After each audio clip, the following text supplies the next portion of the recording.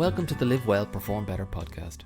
My name is David Duggan and I'm the director of Below the Line, an Irish-based consultancy specialising in helping people, teams and organisations raise their levels of consciousness, inner potential and performance.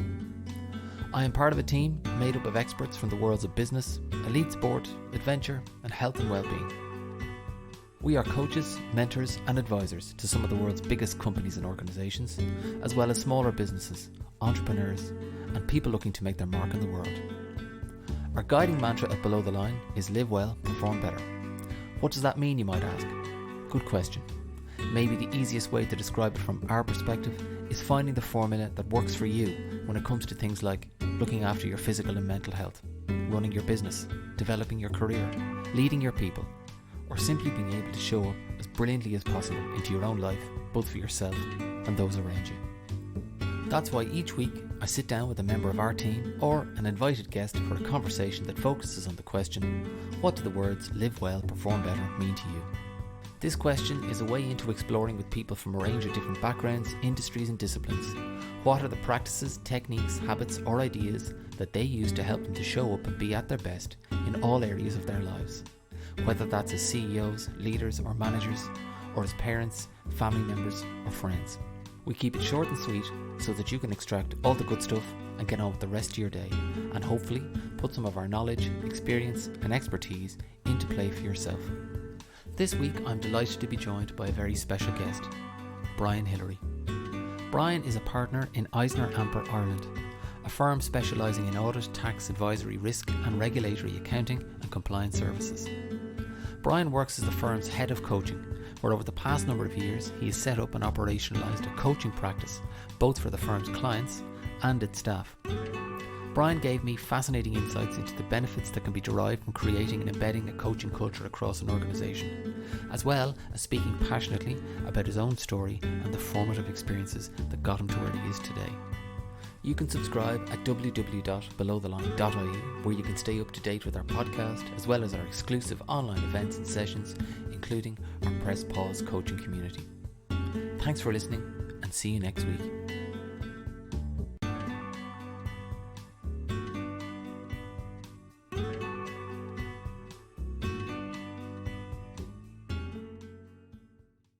Before we start this week's episode, I'd like to take a minute to let you know about an event we are hosting on the 13th and 14th of October in the beautiful Brooklodge Hotel and Spa in Macredon Village in County Wicklow. The Elemental Leadership Experience will be our first in-person event in over 2 years, and we're really excited to be finally getting back into a room with people and hosting what will be a uniquely inspiring and exciting event. As we all know, the past few years have been a mixed experience for us all. For some, it has been about stress management, coping and survival, both personally and professionally. While for others, it has been a time for recovery, reflection and self-care. Either way, we all know and can see that yet again our world is changing, and with it, so must our mindset, our attitude and our energy, which is why we're offering you the opportunity to recharge your leadership, rediscover your performance edge, and re-inspire yourself to successfully meet the moment and challenge of right now. At the Elemental Leadership Experience, you will be a participant in 2 days of inspiring sessions, workshops and talks, facilitated by the Below the Line team of expert business and performance coaches, all while enjoying wonderful accommodation and hospitality in a beautiful part of the world, with a group of like-minded, success-orientated people. Places are limited, so if this sounds like something you want to be a part of, head over to www.belowtheline.ie for full details on how you can reserve your place. Thanks for listening, and now, on with the show. Yeah, Brian, why don't we start with just you telling me why do you do what you do? Okay, so firstly, David, thanks a million for having me on the podcast. I really enjoy listening to it and you've really interesting guests. So in terms of why I do what I do, and I think in the coaching context, I think first and foremost, I love coaching and I love working with people. And I've always enjoyed seeing other people succeed and reach their potential. And maybe in the coaching context, whether it's helping someone develop their leadership or communication skills, or maybe helping someone improve their self-confidence or sense of self-worth, I find this type of work very fulfilling and rewarding on a personal basis. So firstly, it's really my love of coaching. Secondly, coaching has given me an opportunity to personally grow and develop in many ways. And I think it's helped me develop a deeper understanding of who I am. And I've been lucky to work with some amazing coaches who've supported me in my journey over the years. And maybe if I think back to 5 or 6 years ago and maybe compare how I felt then to how I feel today, I think I live with a lot more ease and less stress maybe as well. So I think I've really benefited on a kind of personal basis from coaching as well. So, and maybe the other thing I'd say is I'm very lucky to be able to combine a kind of passion for coaching with my career. And I'm very appreciative of that. And I think my journey into coaching was maybe somewhat circuitous. My background is actually in strategy consulting, corporate advisory, and transaction services. So in addition to being head of coaching at EisnerAmper and an advisory partner, so that's working with companies on business plans, providing due diligence services. And I'm also head of marketing. So I have a really nice mix of roles in the firm. And prior to joining EisnerAmper, I worked in strategy consulting for Deloitte in London. So I got great experience there working with lots of different types of businesses and private equity firms. So my own journey into coaching, as I said, has been probably a little bit circuitous. I was always interested in coaching. And even from a young age, I used to read a lot of coaching books. But it was actually about 5 years ago that I took the plunge and I qualified as a leadership coach. And while it was really hard work on top of my day job, the lectures were on a Wednesday and on Saturdays. I loved every minute of it. And I think that says something in itself. And once I qualified, I coached informally in our firm on, kind of on an informal basis after I qualified. But since 2020 or the beginning of 2020, I've been head of coaching in EisnerAmper. And we set ourselves an ambitious goal at the time, which was to create and embed a world-class coaching culture in our firm.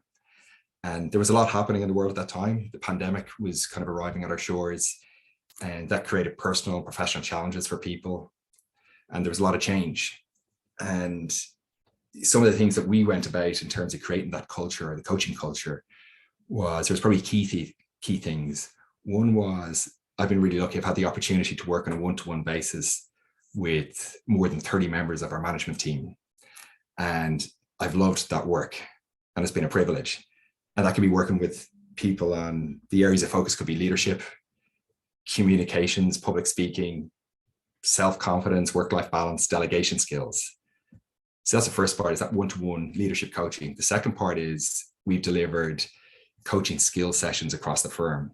So that's where we've given everyone the opportunity to develop key coaching skills in a safe environment. So what we do is we come together virtually and we give people the opportunity to role play being a coach, a coachee, and an observer. And then they rotate the roles. And then the third part of the coaching culture is kind of team coaching. So helping to optimize team performance as well. And I'd like to think that this has led to maybe having a happier, healthier, maybe a more productive team. But certainly I think there's been a ripple effect of the one-to-one coaching, the coaching skills sessions, the team coaching, whereby coaching maybe is a style of managing and communicating is becoming embedded across our firm.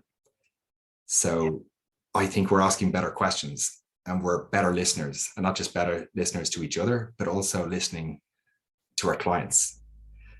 And I've been really lucky over the past 18 months, we've had the opportunity to deliver some of these coaching services and solutions to clients of the firm. And that's been really enjoyable and a very rewarding experience.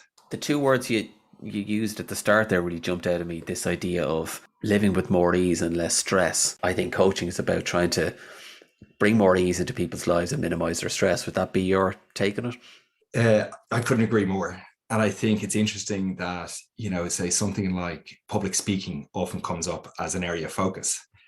And I think maybe underpinning, a challenge around public speaking could be, maybe it's not that someone could actually be a very good public speaker, but it's how they feel about public speaking. It's maybe the anxiety leading up to it. It's the nerves during it. And then maybe it's the what ifs after it, or I should have done this and I should have done that. And I think, for example, with public speaking is, if I was working with a client in public speaking, we try to understand maybe just from a biological point of view, what's happening in the body. So the amygdala has been fired off. that adrenaline has actually been flowed through, there's cortisol being released. And actually maybe understanding this from just a biological point of view helps the client. But also I think what's really helpful there is to actually, for the client to share how they experience maybe the anxiety or the fear of public speaking. So is it sweaty palms? Is it shallow breathing? Or is it racing thoughts? And I think sometimes speaking about these actually helps to lessen the kind of tug or the fear around it, or the grip it has on us, because we're not keeping it inside ourselves, or we're not hiding it, that we're bringing it out into the open. So I think with public speaking, say, it's actually just talking about it openly and understanding what's behind it as well. And what is it? Is it a fear of failure, a fear of rejection, something like that? I think then once you kind of get to that stage, say in public speaking, this next part would be, if I'm working with a client, I often, with their permission, speak to some of their colleagues. And we get really rich and helpful and constructive feedback in those. I have a series of 7 questions that I ask the clients, or ask their colleagues. And one thing I notice is they often get really incredible feedback. And, it could be, a great communicator, a loyal team member, a hard worker. But sometimes I think the client tends to focus on the 1 or 2 things that they pick up on that maybe could be a more constructive feedback. So what I often encourage a client to do is actually to keep that feedback, the really positive feedback, visible. Put it onto a Post-it note and keep it on your desk. Okay. And then it might be working with a client on kind of if there's some limiting beliefs behind it as well, on maybe it's worthiness or their own sense of self-worth. And and then once we've done that, then we look at the actual event itself and say it's a public speaking event. And public speaking is very wide. I think it's not just standing in front of a microphone or on the stage. Public speaking is a client meeting, or it could be an internal meeting with your colleagues. And I think some of the things are maybe just visualization, to actually kind of just visualize the event in your head before you do it, how you'd like it to go. I think there could be the use of affirmations. So it could be, instead of saying this is a dreaded challenge, or this could go horribly wrong, it's actually, no, this is fun, this is exciting, this is an opportunity to learn and grow. And I think those affirmations, if they're just reinforced, they can really help settle someone before an event. Then it could be focusing maybe on the process and encouraging people to enjoy the process and not being too hung up on the actual outcome itself. The outcome will look after itself, but we focus on what we can do.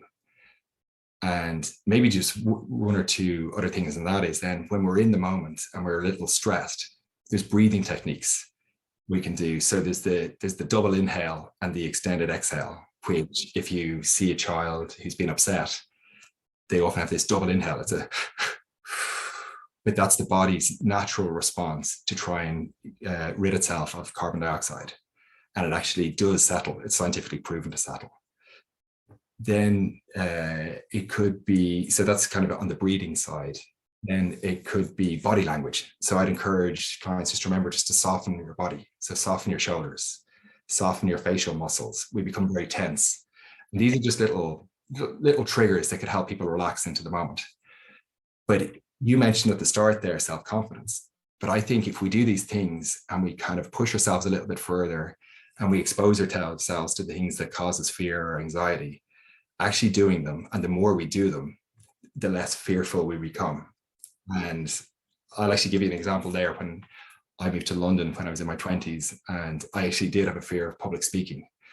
But I kind of promised myself that when I moved to London, that I would say yes to every single public speaking opportunity I had. And that meant that I didn't give myself a choice.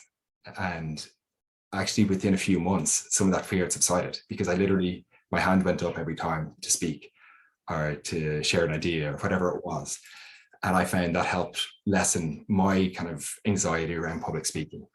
So it's those things. And I think it's just to be, working with a client, just to be very gentle with the client as well, working through the process. So I think, to answer your question, absolutely, I think self-confidence is something that kind of, no matter what the goal is, if it's leadership, communications, interpersonal, achieving that goal often helps develop a sense of self-confidence, or improves self-confidence or sense of self-worth as well. Yeah. And it also sounds like as well, with what you're trying to do within your business and in your role, is you're trying to create that culture where people are allowed to reveal and be a little bit more No, vulnerable. absolutely. I totally agree. And actually, in our firm, we have we come together once a month for something called Great Work Friday, and we think we do great work for each other and for our clients, but we don't often talk about it. So the idea behind Great Work Friday is we come together and we share through case studies virtually. The whole firm comes together, some of the great work that we think we've done, and it's a very positive meeting coming together. But in the lead up to that, that's quite a daunting thing because people who've just joined the firm also speak and introduce themselves. So in that situation, I meet on a one-to-one basis with every speaker in the lead up to it, and they run through their presentation with me, and then I give some feedback and some tips and some ideas of maybe how to improve it, and then just encouragement to really enjoy it. That it is kind of takes a bit of courage to stand up in front of more than 100 people and talk about yourself and talk about a case study where you've done some great work. But I suppose the benefit is everybody, once they've done it, they really enjoy it. So this is, people get some coaching in public speaking, storytelling, case study development, and kind of PowerPoint skills. And I think we've had, more than 70 people on our firm have spoken at these Great Work Fridays. And it's something that we'll continue to do. But, I think it's generally people find it a very enjoyable and rewarding experience.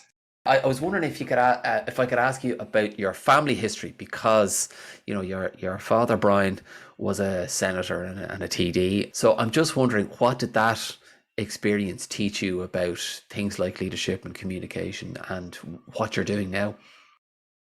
Yeah, thanks, David. It was certainly different.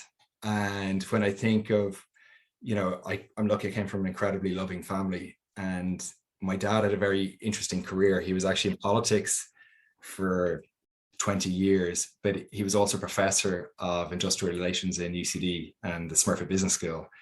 And then later in his career, he was a director of the European Bank for Reconstruction and Development, and sat on the boards of various companies. So it was definitely very different.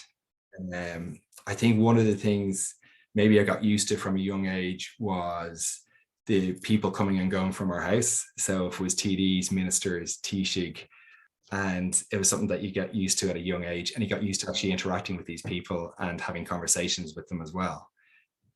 And maybe something else to touch on is, at a young age, at the age of 12, I would have been canvassing during a general election, and I would have been taking housing estates on my own. And that would be going door to door, listening to the person I was chatting to, and then actually taking kind of, feeding back. And actually it might be going home and saying, John, who lives in number 63, has a challenge with, some particular issue. And I think that kind of listening to people's listening skills and listening to people's challenges as well. And so, yeah, it was very different, but it was a brilliant experience. I think it brought us closer together as a family. And politics isn't without its ups and downs. And, my dad lost a seat on a couple of occasions as well. And I think they can be very challenging times, but also times when you come together as a family and you become very united as a family. And I think I mentioned my dad was an academic as well. So there was always an emphasis on education as we grew up as well. And that was something that my dad felt very important to us as well. So he was always there on hand, and my mum too, to help and support on the educational side of things as well. So, thinking about maybe, the impact of growing up in that environment, I think, I suppose developing good listening skills, empathy, communication skills, and then also taking a stand. And I think my dad, when I think back, he took, some very difficult positions in his career, but he always did what he thought was the right thing to do. And that wasn't just in politics, it was almost also in business as well. And I think that's something that I'd like to think I'll take forward into my career and into my life as well. So yeah, it was really interesting growing up in a family, but I would say it was a very loving family. It was, we got everything. Our parents showered us with love, and that was the most important thing. I think if I think of, my dad might have had a very interesting career, but actually first and foremost, all he cared about was family and spending time with family as well. And he always made time to be there for us as well. Our strapline, as you know, and below the line is live well, perform better. And I'm just wondering, from your own perspective and based on your own interpretation of that, what does that mean to you? Yeah, I think it's, I love the strapline, and it's certainly had me thinking as well. And I think maybe if I think of like live well and then perform better. And I think for me on the live well side, it's having that balance between looking after ourselves and remembering to enjoy ourselves. So first and foremost, we have to look after ourselves. So that's having healthy habits and routines. And it's being consistent with these, but really importantly, it's not being overly rigid. So I think when we look after ourselves, it's looking after our body, so that we're eating well, sleeping well, exercising well. And then we're looking after our mind. So that might be meditating, it might be journaling, it might be working with a coach. And I think sometimes we have a tendency, I can have a tendency to overdo one area. I love exercise, so I can be very focused on exercise, but that might be at the expense of other areas. So I think the key word there is balance. So then, as I said, it's really important to look after ourselves, but it's equally as important to remember to enjoy ourselves and to live and to be in the moment. And that, for me, I think for a lot of people, would be spending time with people you love, family, friends, significant others, and spending time doing things we love. It might bring us a bit of joy and happiness. And I know that's different things for different people. It could be hiking, sea swimming, painting, writing. It could be watching a child play a football match. It could be a night out with friends. So, or it could be chilling out, and it could be binging on a Netflix series. But I think so it's important to kind of look after ourselves and then remembering to enjoy ourselves and just having that balance. On the perform better side, I think it's really healthy and it's good to push ourselves a little bit outside our comfort zones and to try new things. And if we're going to try something new, maybe to really go for it. And you know what, if it doesn't work out, actually not to give ourselves a hard time, that we've given it our best shot. And just in relation to kind of giving something our best shot, there's a quote from the actor Matthew McConaughey that I really like. And it's don't half-ass it. And the background to that is when Matthew was going to go to law school, he actually changed his mind, said, you know what, I want to be an actor. So he was going to go to acting school. And he went to his dad and he said, this is what I want to do. I want to become an actor. And he thought his dad was going to say no, but actually his dad said, is it really what you want to do? And he said, yes. And he said, I'm going to give you one piece of advice. Don't half-ass it. And he said, look, if you're going to do something, whatever it is, if it's easy or hard, if you give it your all, and if you win, lose, draw, or get what you want or don't get what you want, whatever the outcome is, if you give it your best shot, at least you're not going to have to wonder, would the outcome have been different if I'd given it my all? And I think it's really good advice. And I actually have, a little post-it on my desk, and it just says, don't half-ass it. It's just, if you're going to do something, try and do it well. And I'll also link it back to what you said earlier about, the greater self-confidence, the greater ease, the less stress. It sounds to me like that's also one of the outcomes that you're always trying to push forward in your work, personally and with others, which is if you can do that, you're going to perform better, regardless of whatever it is you're trying to do. Yeah, definitely. And I think it's one of these things that it's not one thing, it's all the little things that count. And if I think about maybe some of the things to help me, and I'll touch on this, to help me live with a bit more ease and grace. I've got some kind of habits and routines, and they kind of tie into what I said there or a little earlier, which is, it's a balance between looking after myself and remembering to enjoy myself. And so in terms of, and being consistent, but not overly rigid. Right. So in terms of, if I think of looking after myself, I think of mind and body. So on the body side, I'd say there's three things. It's kind of exercise, it's eating well, and sleeping well. And on the exercise side, I love keeping fit. So it's just something, it's kind of easy for me to kind of put on a pair of trainers and go for a run. And I try and do a little bit of exercise, whatever it is, every day. But I work with Jerry Hussey, who I know you know, and I'm in a group called the Dawn Bombers with Jerry. And that group it's called the Dawn Bombers because we train very early, several mornings a week. And it's a mix of boxing, yoga, running, swimming. And they're hard sessions, they're tough sessions, but they're great fun and we've plenty of laughs. And it's a brilliant group of people. And the idea is that we train at 6 or 6:30 in the morning on a Tuesday, Wednesday, and Friday. And I find that if it gets my day off to a great start, I'm kind of ready to take on the day afterwards. And there's a phrase that I like, which is the first hour of the morning is the rudder for the day. And for me, that's really true. I'm not naturally a morning person, but if I do get up, if I get some exercise in, maybe a little meditation, it really helps me. So that's on the exercise side. The days I'm not training with the Dawn Bombers, I tend to maybe just go for a run or a swim or even a walk or something like that, some kind of exercise. It's when I don't do it, I notice it has an impact. And then on the eating well side, I think for me, again, it's not being overly rigid, right? So I'm not strict in my diet, but I try not to overdo the bad stuff. It's just, again, having a balance, right? So, and then that's on the exercise and the eating. On the sleeping side, this is something where there's lots of room for improvement on my side. I get up early and I try and go to bed a little bit early, but I tend to end up reading too long or, that kind of thing. So for me, one of the goals this year is just to get to bed a little earlier, to try and move towards 7 hours sleep a night. So there's some of the things kind of in terms of looking after myself, kind of from the kind of my body perspective, exercise, eating, sleeping. And then in terms of looking after my mind, I think meditating is something I try to do every day. And I mentioned Jerry Hussey there. One of my goals working with Jerry is to live my life with more ease and grace. And I think some of the things, I've mentioned this before, in conversations with people, I said, like, to live with more ease isn't necessarily easy, or it's not actually easy. It takes time and effort. And some habits and routines can come easily to some people and others not so much. So meditation doesn't necessarily come easy to me, but I know it really helps me. And with practice, I've come to really enjoy it. And it is part of my routine. And it's not that I meditate every day, but I'd certainly meditate every other day.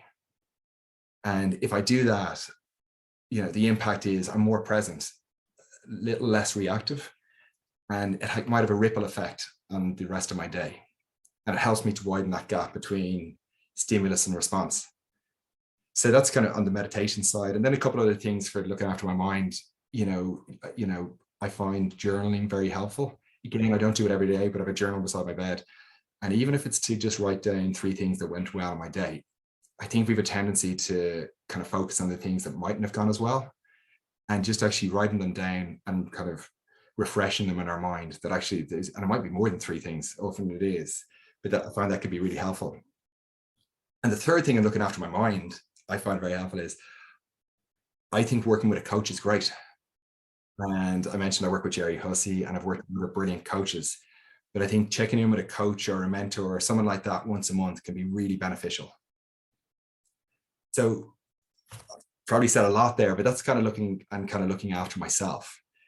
And then the second part is remembering to enjoy myself. And for me, that's spending time with people I love. It's spending time doing things I love. So family is really important to me. And it could be the simple things like having a nice family meal, or it might be going on a family holiday. And it could be making time with friends for a bite to eat, having a few drinks and just having a laugh. I think that's so helpful, nurturing friendships and relationships. It could be also, I like, some time alone. It could be going for a run down the pier and jumping into the 40-foot after. And I find sea swimming for me, it kind of invigorates me, and I feel alive after a swim. So it's kind of those things. And as I said, then it's kind of remembering just to chill a bit. So it's okay to binge on a Netflix series. That's actually really important, to just let ourselves rest and maybe do nothing. So I think it's all of these things together can help me live with some more ease in my life. And so it's kind of looking after myself, remembering to enjoy myself.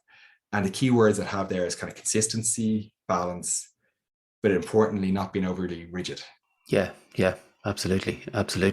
And it also sounds to me like there's a couple of things that you're doing on a daily basis that really help. You show up But I imagine and suspect that helps you perform better as a coach to other people. 100%. And maybe why I'm very focused, say, even on, the kind of meditating, is it's really important if I'm with someone that, I choose to be present with them and nowhere else, so that I'm kind of not distracted by noise in the background or something else in my mind. And I think that it's all of these things coming together that enable me to be kind of really present and maybe feel a little bit more flow in how I work as well. And that's not to say, there's ups and downs, or some days are challenging and some days are not. But it's certainly, I think it's kind of trying to keep a consistency and a little bit of momentum and cadence with these things just has, it helps with that sense of ease. And I think it's maybe when we stop doing something, I think that's interesting, that we can see it has an impact. So if I have a running injury, I know that I shouldn't run, but I can feel that sense of maybe there's a little pent up energy, and it's kind of, I like to, I haven't got a release in the normal sense for it. There's also something about, the coach who can put their hand up and say, yes, I am not without my challenges and my flaws. Again, with the people in your organization that you're working with, et cetera, they can see, Brian's not kind of bullshitting when he talks to me about stuff. He actually lives this stuff. I think that's really important from a coaching perspective. Oh, definitely. And I think something wouldn't ring true, I think, if I was to kind of, I'm working with someone, but it's not about doing all the things all the time, but it's certainly, it's kind of trying to and aspiring to kind of live a better life maybe. And I think one of the things is, on the coaching side, maybe often people can look for support from a coach when they're going through a period of change.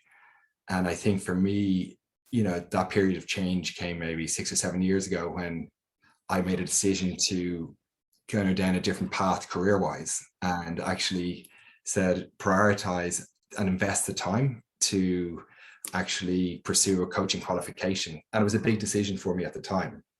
But maybe I think if someone's going through a period of change, or maybe they're feeling a little bit stuck, actually one piece of encouragement is do something, right? What can you do? And maybe do it. And it doesn't matter if what you do, you say, well, it didn't have much value, or whatever it is. I'd encourage people just to take some action and make it achievable. And that can lead to a bit of cadence as well. Turning the lens on EisnerAmper for a second, it seems and sounds to me like this is actually about creating a culture where we're kind of checking in on ourselves, our impact, how we're doing, how we're working, etc., on a more regular basis. Yeah, definitely. And I think we have this idea in EisnerAmper of having a kind of happy, healthy, and productive team and work environment. And I think we're coming out of a pandemic, hopefully coming out of a pandemic. And I think there's challenges around readjusting to a kind of normality after that. But I also think the pandemic gave people time to reflect and prioritize what's important. They were out of the office, they were at home. And I think people might be looking for more than a job and a salary. They might be looking for a deeper sense of fulfillment and a deeper sense of purpose. And I think it's a very competitive jobs market at the moment.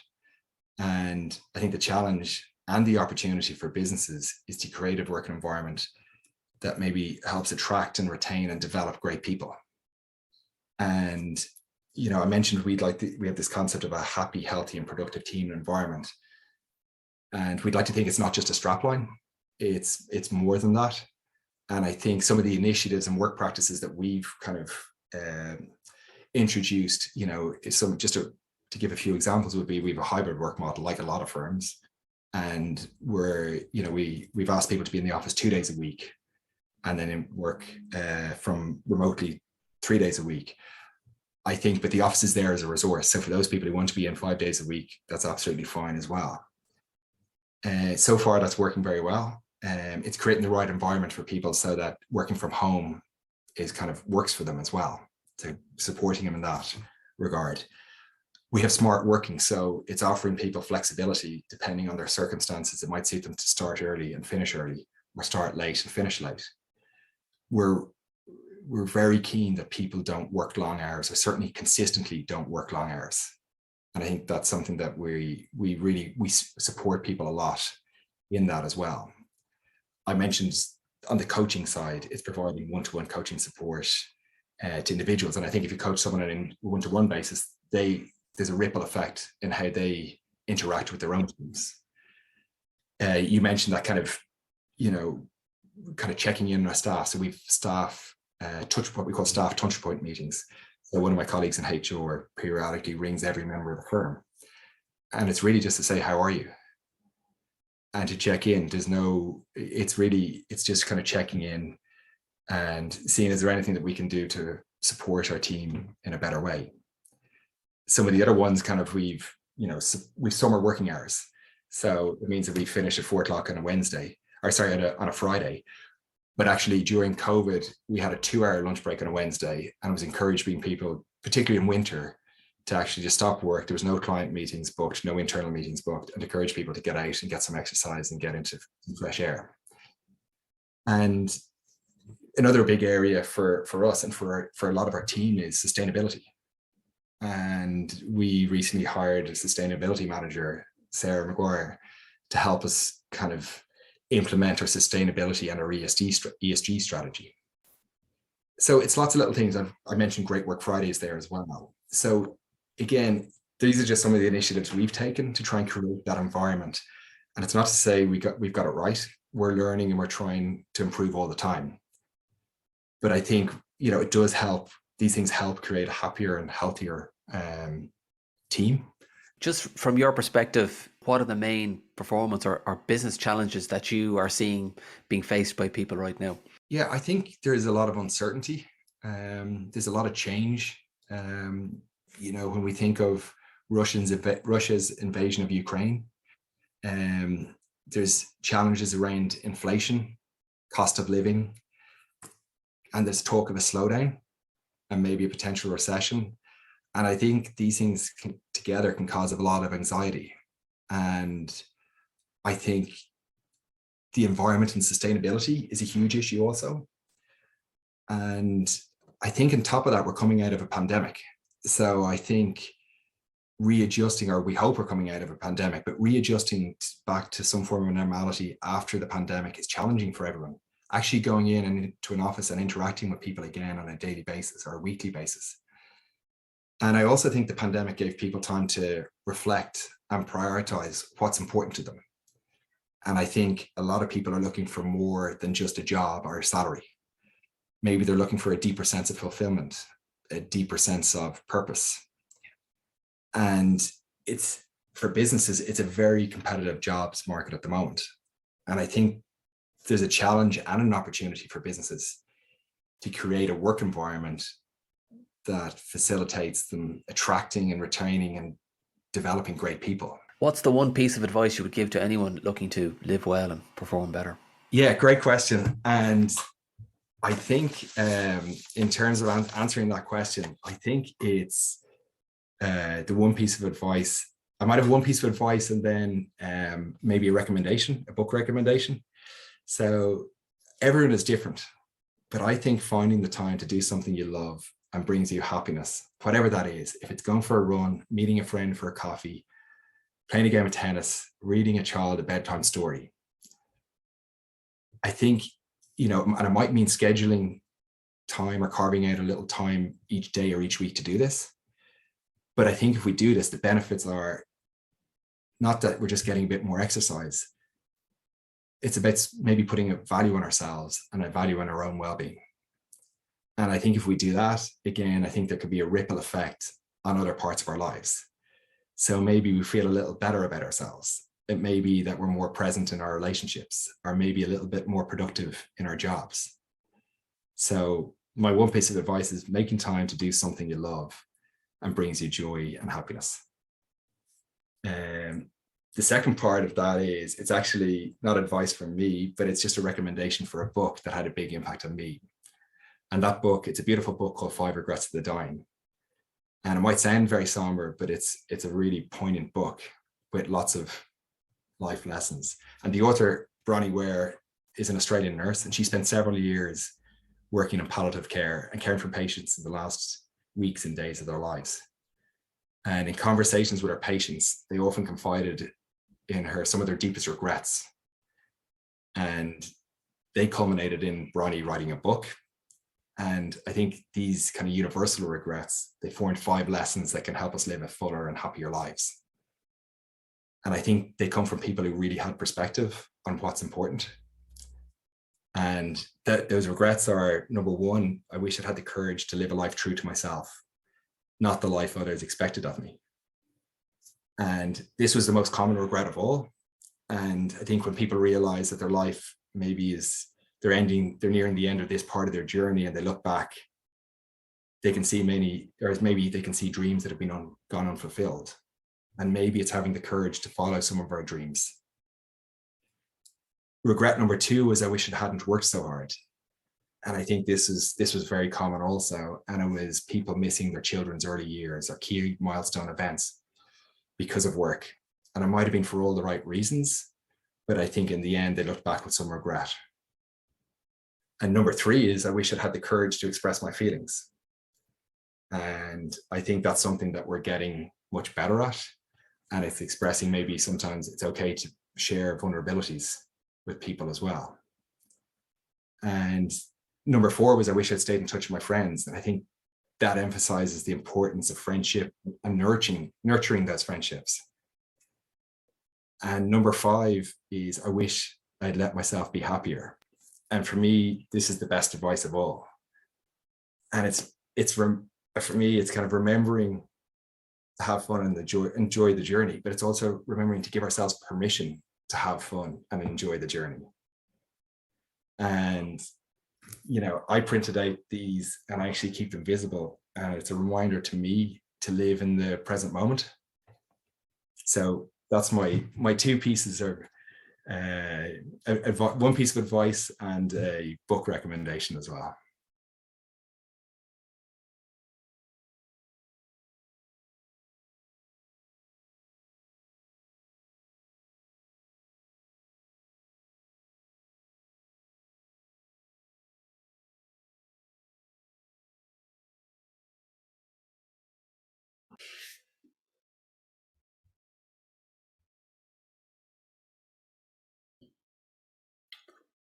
Brilliant. Well, look, Brian, I want to say thanks very, very much for sharing all of that, and all your insights. And it sounds remarkable what you're doing in EisnerAmper as well, and you say yourself you haven't got it all figured out. And I think that's always the best starting point. All you can do is try these things. And it also sounds to me like you're carving out a really interesting space for yourself, So thanks a million for being a guest, and thanks for being so generous with them. With your insight and your knowledge, and I wish you every success and best of luck. David, thanks so much for having me on the podcast as well. Really enjoyed the chatting to you today, and best of luck going forward to you as well.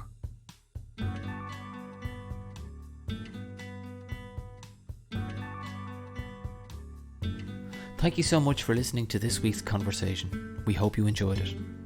If you like what you heard and you want to stay in touch with us, then please head over to www.belowtheline.ie to subscribe to our mailing list and to explore our upcoming programs and events, including our Elemental Leadership Experience coming up on the 13th and 14th of October. Until then, take care and see you next time.